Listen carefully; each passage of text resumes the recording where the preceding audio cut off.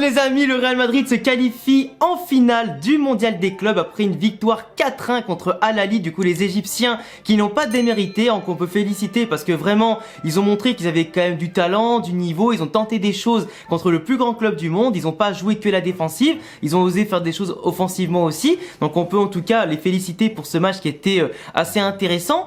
Mais globalement le Real qui a fait quand même un match plutôt sérieux, qui a quand même eu des problèmes d'efficacité, d'inspiration, d'intensité à des moments, on va en parler un petit peu, qui s'est fait peur aussi à d'autres moments, surtout en deuxième mi-temps, mais globalement le Real qui a fait ses devoirs, qui a remporté 4-1 ce match là pour marquer un maximum de buts, se mettre en confiance. De l'autre côté, bon, on prend un but sur penalty sur un Camavinga qui malheureusement n'est pas arrière gauche, n'est pas défenseur de métier, il se laisse avoir sur le crochet de l'ailier égyptien, donc globalement on prend un penalty sur ça, bon bah oui, bah ça peut que arriver quand t'as pas des défenseurs de métier, sinon le reste il a fait un très bon match, Camavinga dans la lignée de ses matchs précédents post-Coupe du Monde, mais globalement on a eu quand même un match plutôt sympathique. Mais d'abord, petit message à ceux qu'on ne rejoindra pas en finale du mondial des clubs ce week-end. Flamengo, qui a perdu 3-2 en demi-finale, a dans son équipe Arturo Vidal. Arturo Vidal qui, lorsque son équipe avait remporté la Copa Libertadores, nous avait dit qu'ils allaient bon je vous dis pas le mot parce que sinon ma vidéo peut être démonétisée voire plus, mais vous avez bien compris l'idée en tout cas de ce qu'il a dit, vu qu'il comptait nous affronter en finale et nous battre au mondial des clubs. Au final celui-ci a perdu. Déjà qu'il est plein de seum et de rage et de jalousie à force qu'on l'élimine ou qu'on lui mette des raclés quand il était à l'Inter, au Barça ou au Bayern, à part peut-être une ou deux fois tu vois, le reste il a le seum, et tant mieux pour lui parce qu'il va continuer à avoir le seum, et ça c'est bon.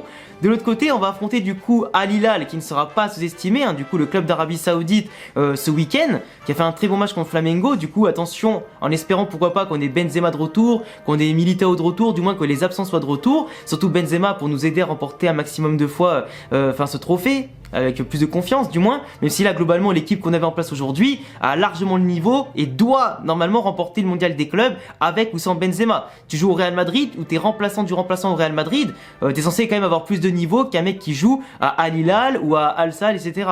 Tu vois, ou même à Flamengo. C'est normal, t'es le plus grand club du monde, donc t'es censé avoir un effectif garni de talent, titulaire ou pas titulaire. En tout cas, juste un message aussi pour commencer la vidéo.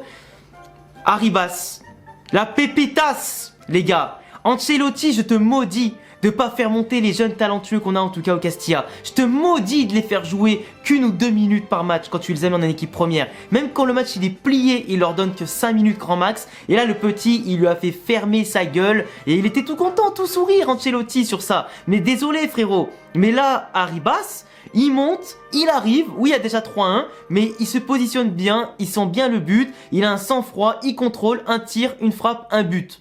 Qu'est-ce que tu veux faire? Quand en face dans l'effectif, t'as plein de mecs qui tirent 40 fois pour marquer un but, lui, un tir, un but.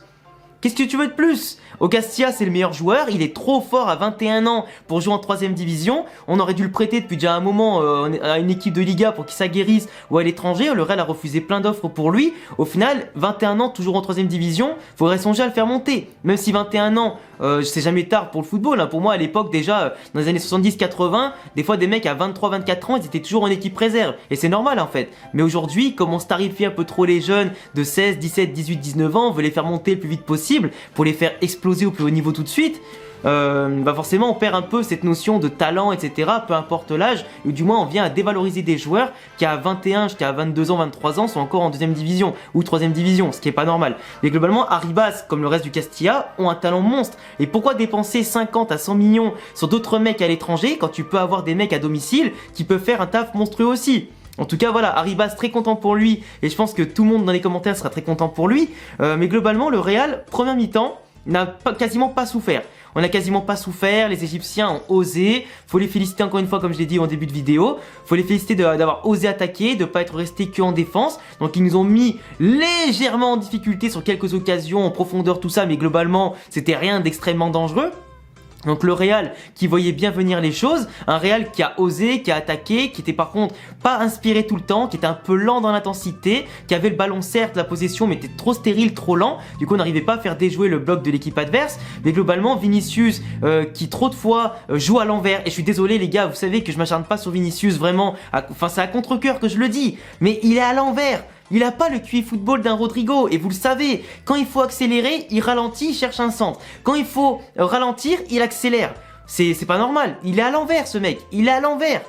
Et c'est pas normal. Faut qu'il réfléchisse plus. Quand il tombe pas dans ses travers de répondre aux provocations, il est concentré, mais pas assez pour jouer comme il faut au foot. Et alors oui, il provoque, oui, il court vite, oui, c'est celui qui pénètre le plus dans la surface, oui, c'est celui qui percute le plus, qui provoque des fautes, tout ça. Mais c'est pour rien en faire derrière. Les gars, faut être plus malin. Il pourrait être tellement plus lucide et faire tellement plus de passes D et de buts marqués. C'est indécent. Il en a raté 3, 4, voire 5 dans ce match-là aujourd'hui. Après, il y a eu un penalty clairement sur lui à 2-0 qui aurait dû être sifflé, qui n'a pas été sifflé, malgré la VAR, tout ça. Le deuxième, il a été sifflé alors qu'il était un peu moins clair que le premier.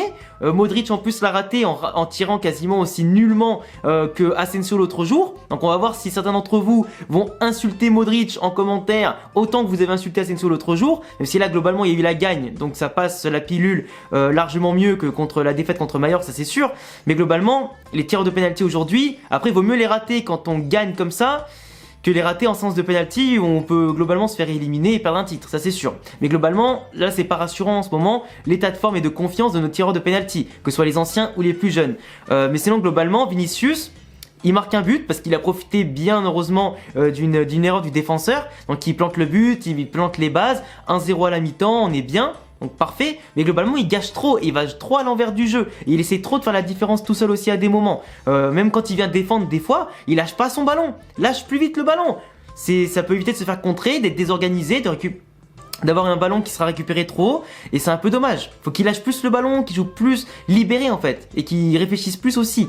Rodrigo, magnifique, il a raté à un moment donné un slalom magnifique, s'est mis sur le poteau. Dommage qu'il enroule pas un peu plus après son slalom et tout, on prend un mi-temps, mais globalement Rodrigo, incroyable, sa combinaison sur son but avec Ceballos qui était rentré pour Kroos, magnifique. Les talonnades, les gestes, les déplacements, tout ce qu'il a apporté en étant un poison pour la défense en vitesse, tout ça. C'est sa vitesse aussi sur la passe de Modric qui amène le deuxième but de Valverde qui justement aujourd'hui marque un but plein de sang-froid en arrivant comme un zinzin, feinte de frappe, défenseur gardien éliminé, puis après il a le loisir de marquer tranquille.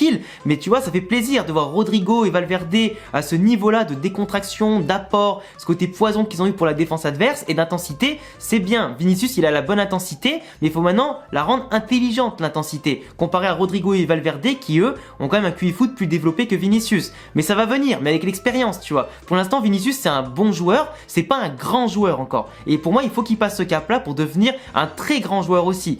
Milieu de terrain, Kroos, Modric, ils ont fait leur taf, ont dominé globalement, on n'était pas en danger dans la défense, donc ça va. Ceballos il est rentré, il a fait un super taf. Après on n'a pas vu les autres remplaçants, Mariano, Odriozola qui sont pas mis en évidence, mais globalement le milieu de terrain était pas mal. Tchouaméni il a assuré l'équilibre, des bonnes passes vers l'avant, tout ça, donc il a assuré son job. En tout cas depuis qu'il est revenu, on voit quand même qu'il y a un bon équilibre qui s'est rajouté et ça libère un peu plus Kroos, Modric aussi.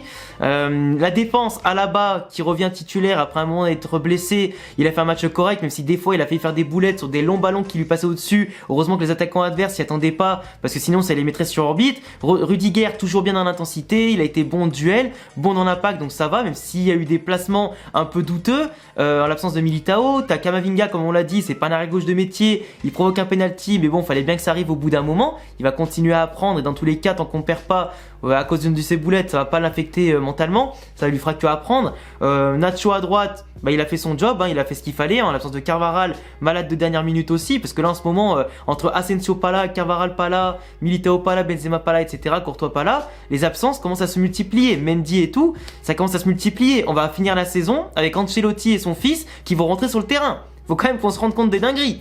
Enfin bref, en tout cas, le Real globalement prend deuxième mi-temps, qui a subi par contre quelques occasions sur les centres en retrait, etc. On s'est fait peur tout seul à 2-1, parce que de base il aurait dû avoir peut-être 3-0 si le premier penalty avait été sifflé. Penalty derrière 2-1, donc forcément ça nous met dans les têtes les mauvais souvenirs, ça nous met dans les têtes un mauvais présage. Face au pressing en plus de l'équipe d'Al-Ahly qui commence à être un peu plus présent, pesant et plus efficace. Nous en plus on fatiguait un petit peu, on avait baissé un peu l'intensité à un moment donné, donc on subit 2-3 occasions dans notre surface qui auraient pu nous coûter cher sur des erreurs d'inattention et de placement. Mais globalement après on a été sérieux, on plante le 3e, le 4e but et ça va. Mais globalement un Real qui a des pannes d'inspiration à des moments, des pannes de défense, des pannes de concentration qui pourraient nous coûter cher au bout d'un moment. Enfin bref, sinon globalement le match, je lui mettrai une note de 6 sur 10 pour le Real. Pas un match flamboyant ni trop inquiétant. en espérant bien sûr que pour la finale on retrouve Benzema etc.